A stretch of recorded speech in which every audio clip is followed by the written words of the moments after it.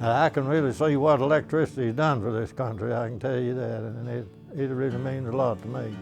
It was something that the country really needed, and it was good. It made life a lot more easy for people that didn't ever have electricity. You know, Southern Illinois Electric Co-op has just been huge to this rural community in the southern tip of the state. Without Southern's help, the conveniences that we all take for granted now, they just weren't there. It was really huge for my father to give him a start in business. Without Southern's assistance in putting in enough electricity, the elevator at Ware just wasn't going to be a possibility.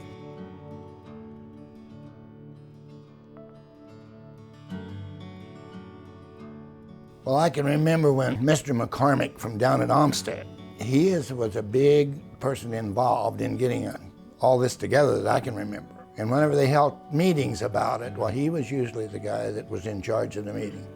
And he was quite a speaker, so he got through to people really, really well. And I think he probably convinced a lot of them that was in doubt about whether it was a good thing, which we all know as it was a great thing.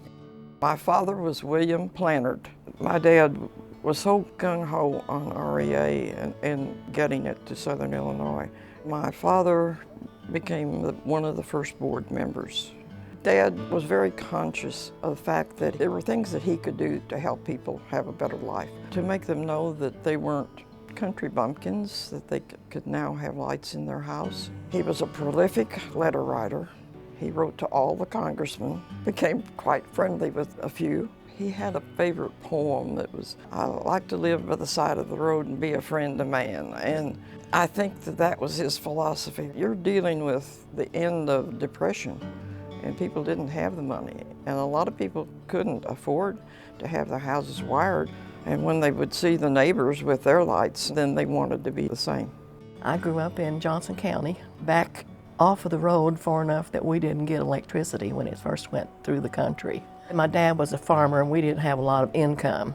It was difficult to come up with enough money to wire the house and pay somebody to do it and then pay for the electric bill after you got it done. You built a fire every morning in the cook stove before you did breakfast. And that's also where we had the flat irons that I ironed with. I had one handle that fit 3 irons. And you set the 3 irons on top of the stove and keep the stove hot so the irons were hot. And then you clipped the handle on and took one and used it till it cooled. And then you took it back to the stove and got another one and used it till it cooled. We usually ate our evening meal by lamplight. I was the oldest, and so I'm the one who helps with the dishes and helps with the cooking and helps with the laundry and helps with the dusting and all of those things. And then you do homework by the lamplight. You learn to do a lot of things when you live out in the country. They got those old Aladdin lamps. They'd put out a pretty good light, but I never was wanting steady anyhow. I was raised during the Depression and times were really tough. If it hadn't been for old Roosevelt, I don't guess we'd ever had electricity. When President Roosevelt took over, he started with a WPA, Works Progress Administration, and that was a great thing for the people because of the Depression, and they didn't have any money, and at least they had jobs. And then along came REA, and these fellows were still working on WPA, and they had money that they could have their homes wired and have electricity. And to me, those 2 government programs were some of the best that's ever happened in this part of the country. FDR had a wonderful idea. I've heard people say that, well, he's got his place in Georgia and he didn't have electricity or something. That was one reason he said that. I don't believe that for a minute. I think that when he looked at his people that were working for him, looked at what was going on in the country and how we could expand the rural economy. Electricity had been around for, by that time, 50 years in the cities. You know, if you look at what was going on in the country, anybody that had a little bit of sense could figure out, you know, if you get electricity out on the farms, these guys could do a lot. I don't remember the exact year that my folks got electricity. CIPS runs down Highway 51 out there, and it was my folks and another place just on the other side, and they tried to get CIPS to run in there. And it was right after the Depression. Money was scarce. My folks did not have that much money, and the neighbor didn't have that much money. And CIPS said another reason they wouldn't run electricity out in the country, they said the farmer was so broke he never would be able to pay his electricity bill, so they did not get hooked up with CIPS.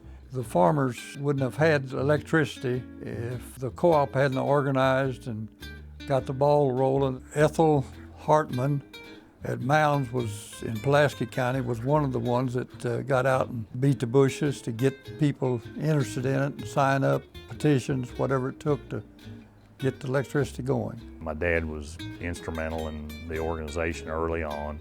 He signed up members around the community, and if you joined, then you waited for your electricity to show up, which was kind of well, will they ever show up? And I hear those stories from the old people. And he stayed on the board then until 1982. K.R. Douglas was an uncle of mine, and Dad was one of the first ones that signed up when they was coming around trying to get people to sign up for electricity. And we had several neighbors down through here that wouldn't even sign it, but that $15 was pretty hard to come by back at that time. If it hadn't been for the co-op, they never could have reached us. It was a good thing. It seemed like we really realized that there was something for the community, you know.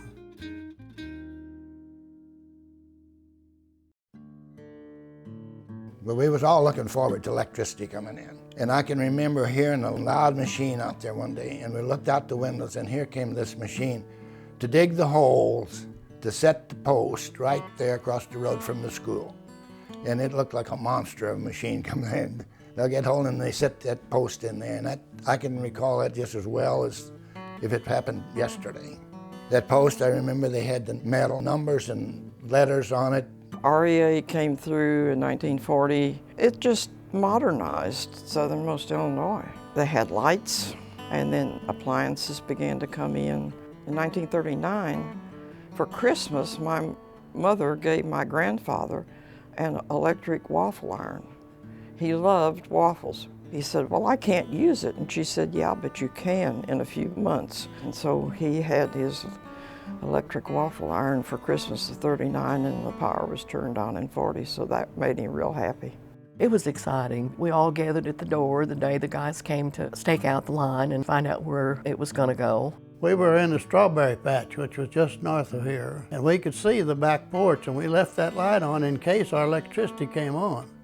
And we're almost half a mile away, and we'd look up there every day. Well, something happened to the inspection, you know, we had to change something, you know. And finally we looked up there and saw that light on. Boy, that was something. It just was huge whenever the power lines came into a rural community to help and to bring business for convenience. Before electricity, life was hard. My grandfather milked cows, and he was tickled to have a light bulb down where he milked his cows that he could turn the switch on and see rather than taking a lantern down there. You could turn the lights off and on in every room, and you're never in the dark anymore. I was always scared of the dark when I was a child, and that was a big deal for me. And I remember that my oldest sister got us a Silvertone radio, a big console radio. We would get WLS out of Chicago, barn dance. Lulabelle and Scotty. Scotty was the banjo player. That was a big Saturday night thing to sit and listen to. And my dad, he was a great baseball fan. We're listening to St. Louis Cardinals back when Harry Carey and Gabby Street was announcers for him. My mother listened to Ma Perkins, Helen Trent, Grand Ole Opry, of course. When I'd come in from school, the folks would let me listen to The Shadow or one of those comic book things. I do remember my bedroom was upstairs, and there was one light in the ceiling. It had a pull chain on it, so I hooked my string to that and hooked it to the head of the bed. I would read a comic book or something other at night, so when I got sleepy, I could reach up and hit that string and cut that light off. My sister had bought a Kelvinator refrigerator and had a little freezer in the top. And the very first thing, there was a recipe to make ice cream in the freezer. And boy, we used that too. Seemed like the first thing they wanted was a refrigerator. My parents' first light bill was $1.50 a month. Of course, it's grown a lot since then. I remember remember George Endicott, who was the first manager. George Endicott was a go-getter, a hell-raiser, I guess in some respects. Used a little bit of foul language, but anyhow, he was always pushing things, and I guess that's what it took when the co-op was getting going. Well, my dad and George Endicott were real good personal friends. When they moved the office from Mounds to Dongola, my dad was instrumental in helping with that. I remember riding with George and Dad. I was just a little boy, but they was out trying to sign up new members, and I think the membership fee was $5 at that time. The office was downtown in the old bank building, and the manager lived in the house across the alley from him. My dad run a restaurant here in town. The name of the restaurant was the Blue Willow Cafe, and when the contractors come in to help build the co-op, there wasn't any rooming in Dongola, and everybody, the people opened their homes and rented out rooms, and we had a lineman live upstairs at our house. And my folks run a restaurant, and they would get up early and fix breakfast for the contract crews, and they would fix box lunches for them to carry with them out on the job that day. But I can remember the crews eating and coming back in after work and having their dinner, and then going to the various homes where they had a room rented to spend the night.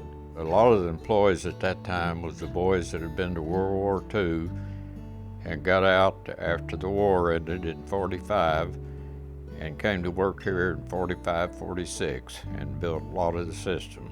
Bob Peterson, Byford Gerzine, Harold Kratz, Leonard Martin, Willard Lingo, Calvin Brown, Wardell Aiden, Jim Sloan. I grew up in Dongola, and I knew all these people from their families and back. One time they were going to train some of us, and they called us junior board members. We sat right in on all the board meetings. We had no power to vote or anything like that. And I had a next door neighbor or close by, Clyde Hogendubler, and of course Clyde was on the board up here. I guess that's one reason. He'd come by and pick me up if I wasn't coming that night. Well, he'd go ahead and get me going.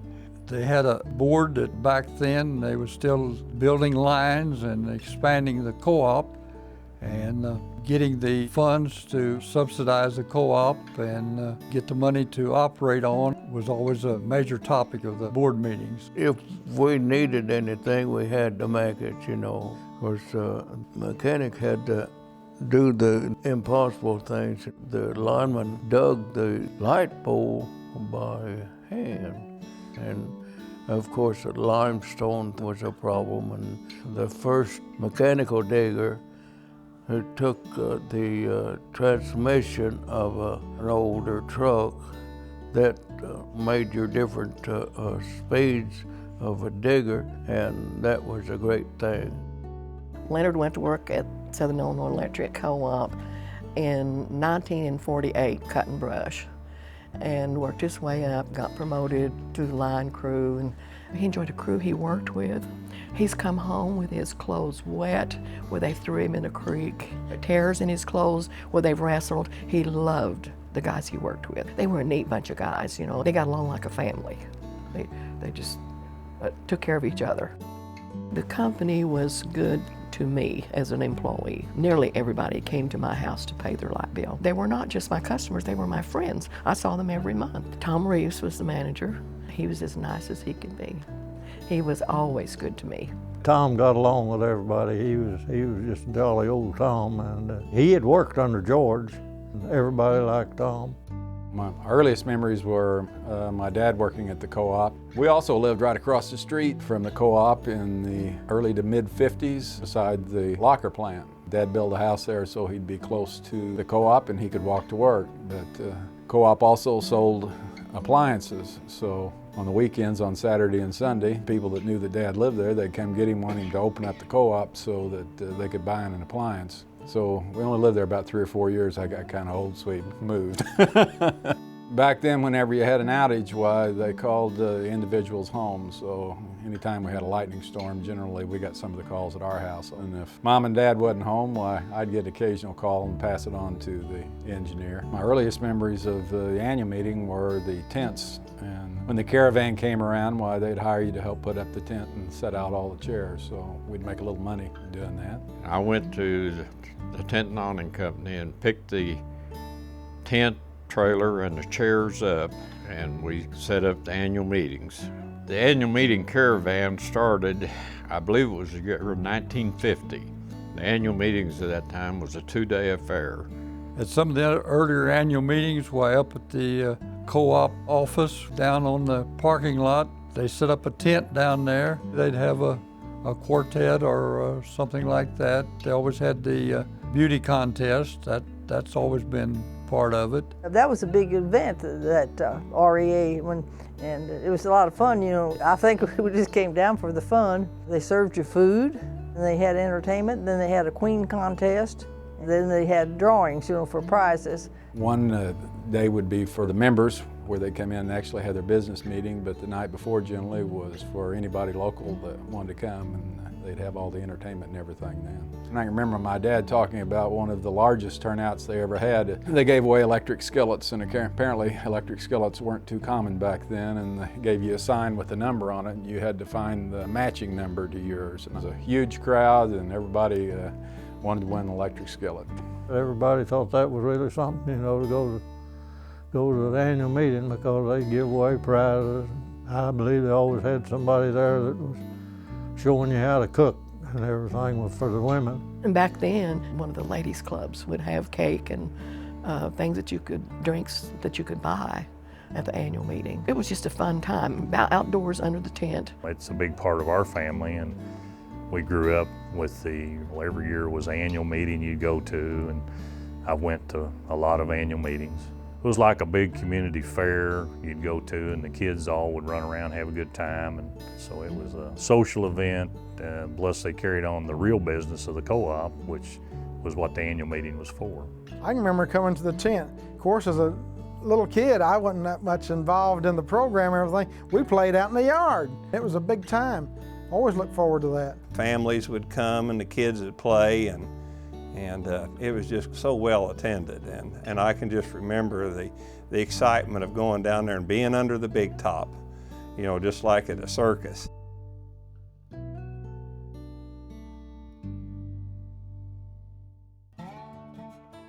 When I started on the brush crew, I worked with Jug Hart. He was a real good brush man, and the crew consisted of Jug and Sam Brown and I.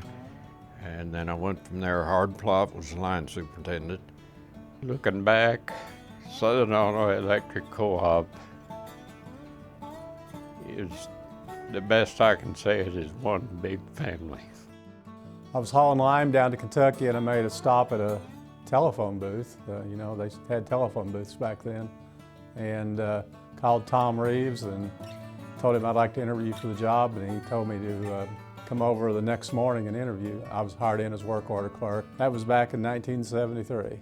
Had an opportunity to move up to staking engineer. The system engineer at that time was John Hartline, and he kind of took me under his wing, and every chance I'd get, he said, hey, you got time to go out with me, and let's go stake a line, or let's go meet some members and things like that.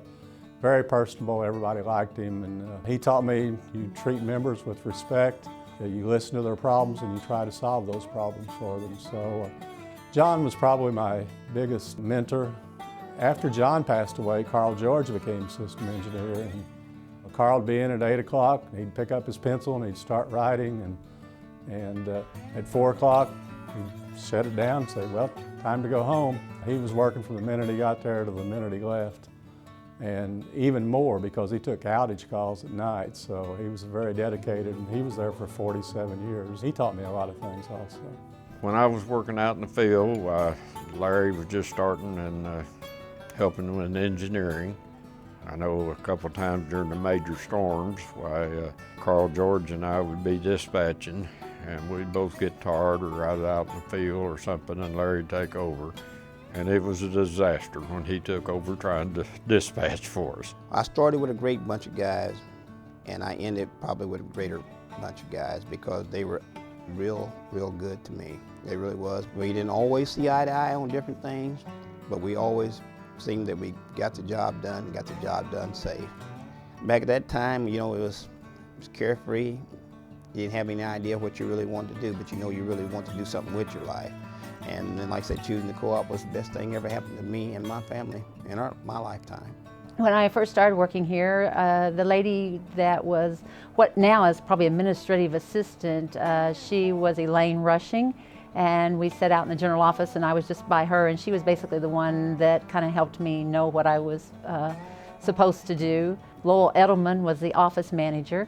Betty Reynolds helped me a lot as far as records, learning the business. The first person that got me on the radio, which I was trying to avoid at the time, now I talk on it all the time, was Bob Peterson. After that, then I guess they couldn't shut me up on the radio, but I was dreading that at first. The cooperative had their wholesale department here. Violet Benson was the manager of the sales department and bought my freezer here. We came down, we picked out what we wanted, and I remember when we moved up to the new house, we had a built-in oven and stove, and it was sort of a cocoa brown or something, and I wanted a new refrigerator. But my husband would not buy a new refrigerator. He said, when the old one quits, you can get a new one. And the old one finally quit, and I came down here, I already had one picked out that I wanted, and it was the color of my other appliances. Mrs. Benson retired, and Tom asked me if I would like to take over it for the resale department. They wanted to build load. They wanted to put electric ranges out there. They wanted to put electric water heaters, electric pumps, anything that used electricity. They were trying to build the load to make things better, and it also helped to make things better and easier for the people out in the country. Well, actually, I started at Egyptian Electric Cooperative, and fortunately, I had two good mentors at Egyptian, and so when my dad got ready to retire, I knew many of the directors, and they talked to me and asked me if I was interested, so I did apply for the job and was fortunate enough to get it. When I first came here, a lot of the staff, especially the ladies that had been here for many years, they knew me when I was a little bitty boy, so they probably had trouble resisting patting me on the head. But it all worked out real well. They were really good to work with. And the time I came, there were no computers in the cooperatives. They were relatively new. At that time, IBM had some what they called mainframe computers that you could actually install at the co-op, and there were a couple different companies that were writing programs that you could do that on site. So we investigated that, and Larry was the office manager at the time, and he did all that work and put that information together, and the board did approve to buy a system. So we put our own system in, did all of our billing, kept track of our capital credits, and really all the things you do with a computer. When I first came here, there were no maps. This co-op was rather unique because it had line numbers. Most co-ops operate off a map, section, and township number. We combined the two and actually produced maps with the line numbers on them. A novice could come in and take the map, section, and house number and immediately put him very close to what he was looking for, and he could generally find it. And that was one of the things we did while I was here. We really had a good relationship here of being able to do things. It's a wonderful place to work. I enjoy my job. I've enjoyed every job I've had there. I was a new manager. I came in with a fantastic board. A lot of experience and things like that. Milo Thurston was one of the ones I remember. Guy Casper was always a good mentor, Lawrence Wilkie, Glenn Tripp, Richard Moss, Raymond Snell, Bob Urey. They're all great. I mean, they're really dedicated. I think there was a lot of ways that you get satisfaction in helping members and things like that, but I guess in the mid to late 90s, we discovered there was a need for rural water and a rural water plant that served many communities. We were able to help facilitate that, and we got South Water started. I remember Dad being involved with the board. In 1993, they started talking about South Water at the co-op. We brought electricity to our members. Why not help get water to the members? I can remember there were several trips to Washington, D.C. trying to get funding. There was a lot of trips, local. There was a lot of meetings. When it got a little closer in 98 being in reality and coming online, right before that, there was quite a few problems getting easements. They had hoped to build a system and get it started right off the bat. That became obvious that it was going to cost too much to get that project done all at one time, so they set it up in phases. And at this point in time, we're still doing phases. So that's really what sticks out in my mind with Dad and the board, and that process that they went through for Southwater. Whenever I started in 1992 at Southern Illinois Electric, Ron Medlin was our member service director, and he'd just been there for a long time. Kenny Curzine was the operations superintendent. Carl George was the system engineer. People that were real dedicated to the service. Larry Lovell, who was there whenever I got there, was real instrumental, I thought, in making our cooperative as strong as it is today, the strong staff that we've got and the vision that we've got. You know, as a new general manager, there's nobody can do anything alone in an organization. I don't care how big or how small it is. And one of the real strengths of our organization, besides the membership, is the employees that we've got. We've got 38 employees, all very strong, all very active, all very centered on their jobs. And it's my pleasure to work alongside them for over 20 years. I just appreciate so much their efforts and their support. Despite the white hair and the white whiskers, I don't remember when electricity came in, whenever those lights came on. I've heard my father talk about it, heard my grandfather both talk about it. The glow, the single light bulb that might have been hanging from the ceiling was just the brightest thing they ever saw, and it brought a whole change from that point forward. It was definitely a benefit to everybody, and I just can't imagine living without it anymore. I'm most proud of Southern Illinois Electric because I think they were a group of people that really worked together to do what was best for the community in which we live. It's been a blessing for the area that the co-op serves to get electricity. We service people that would not have power otherwise. We united together and we run the lines and we electrified all of Southern Illinois. It's a sense of belonging. The co-op is yours, it's the members. We're not the electric company, we're the cooperative. It's a good thing to be a member and know that you're part of a cooperative that helps so many people. It's been kind of an evolution, I guess you'd say, over all these long years. My father would be amazed. He just would probably sit down and say, I can't believe it. Just one of the good things that's happened.